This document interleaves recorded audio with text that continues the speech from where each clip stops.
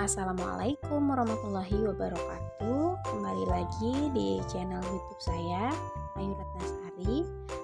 Di sini saya akan membuat video communication and editing video dan animasi tugas ujian akhir semester mata kuliah communication editing video dengan dosen pengampu Bapak Dr. Heri Wardana MPD, Universitas Pancasakti Bekasi.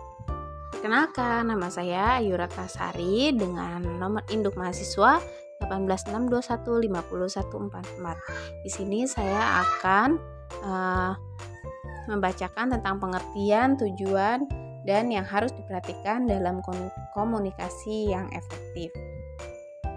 Pengertian komunikasi. Sebagai makhluk sosial, komunikasi merupakan unsur penting dalam kehidupan manusia. Kegiatan komunikasi akan timbul jika seorang manusia mengadakan interaksi dengan manusia lain. Jadi dapat diartikan bahwa komunikasi timbul sebagai akibat adanya hubungan sosial. Pengertian tersebut mengandung arti bahwa komunikasi tidak dapat dipisahkan dari kehidupan umat manusia, baik sebagai individu maupun kelompok. Tujuan komunikasi. Tujuan komunikasi adalah sebuah objek atau pengaruh yang diinginkan oleh mengirim dalam proses komunikasi. Hal ini dapat mencakup beberapa tujuan seperti mendapatkan informasi, menyebarkan pemahaman, atau memperbaiki hubungan dengan penerima. Penggunaan komunikasi yang efektif dan efisien dapat membantu mencapai tujuan komunikasi yang diinginkan. Struktur pesan adalah cara dalam efektif dan efisien untuk membentuk pesan sehingga dapat dibaca dan dipahami dengan baik oleh penerima. Struktur pesan pada umumnya terdiri dari beberapa komponen seperti pembuka, badan, dan penutup. Pembuka bertujuan untuk menarik perhatian penerima dan memperkenalkan topik yang akan dibahas. Badan menyertakan informasi penting dan penting yang ada berkaitan dalam topik yang akan disebutkan.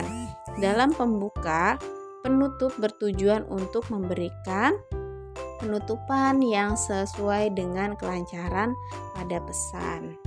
Faktor-faktor yang mempengaruhi komunikasi efektif.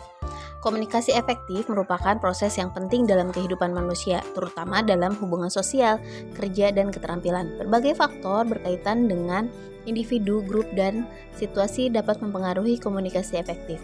Berikut adalah beberapa faktor yang mempengaruhi komunikasi efektif. Yang pertama ada kompetensi komunikasi. Faktor ini berkaitan dengan keterampilan individu dalam berkomunikasikan informasi dengan baik. Kompetensi komunikasi terdiri dari banyak aspek seperti menyampaikan informasi dengan jelas, menerima informasi dengan baik, dan memahami ketergantungan antara informasi yang diberikan dan yang diperlukan. Yang kedua, kesetujuan komunikasi. Faktor ini berkaitan dengan tujuan komunikasi, yaitu apa yang individu coba untuk capai melalui komunikasinya. Jika tujuan dari komunikasi jelas dan diperjuangkan, maka komunikasi akan lebih efektif. Yang ketiga, konteks. Faktor ini berkaitan dengan situasi atau lingkungan di mana komunikasi terjadi. Konteks dan dapat mempengaruhi apa yang didefinisikan sebagai efektif dalam komunikasi, serta bagaimana informasi dan tujuan diterima oleh penerima. Yang keempat, kompetensi sosial. Faktor ini meliputi keterampilan individu dalam mengakomodasi, bernegosiasi, dan mengendalikan interaksi sosial. Kompetensi sosial dan tujuan yang berada yang mungkin muncul dan dalam interaksi sosial.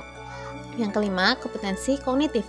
Faktor ini meliputi keterampilan individu yang memproses, menganalisis, dan mengorganisasi. Yang keenam, kualitas alat komunikasi. Faktor ini berkaitan dengan kualitas alat yang digunakan untuk komunikasi seperti perangkat telepon, koneksi internet, dan media tulis. Yang keenam, kualitas alat komunikasi. Yang ketujuh ada kultur.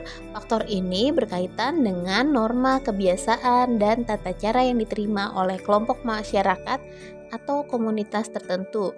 Kultur dapat mempengaruhi komunikasi efektif karena peradaban kultur menyebabkan peradaban dalam cara mengeksekusi, menganalisis, dan menerima informasi. Teknik penyampaian pesan yang baik. Penyampaian pesan yang baik adalah salah satu aspek yang bersifat vital dalam komunikasi. Penyampaian pesan yang baik mengandung konsep seperti klaritas, keamanan, dan efektivitas. Dengan mengamati beberapa teknik penyampaian pesan yang baik, kita dapat meningkatkan kualitas komunikasi yang kami lakukan. Yang pertama ada pengertian yang jelas, kedua ada pemilihan media yang tepat, ketiga struktur pesan yang baik, keempat penggunaan bahasa yang sederhana. Yang kelima, penyampaian terlalu banyak informasi, jangan mengirim pesan yang terlalu panjang atau mengandung banyak informasi. Yang ketujuh, pengesahan dan verifikasi. Jika Anda mengirim informasi yang sensitif atau penting, pastikan Anda mengesahkan dan memverifikasi informasi sebelum diberikan kepada penerima. Nah, yang kedelapan adalah pemastian dan tindakan. Jangan lupa memberikan tindakan yang diinginkan atau mengajukan tindakan yang diperlukan setelah mengirim pesan.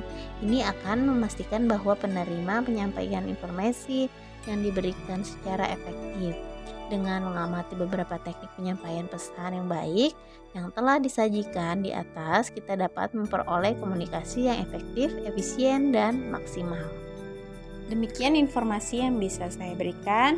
Wabillahi taufiq wal hidayah, wa ridho wal inayah. Wassalamualaikum warahmatullahi wabarakatuh.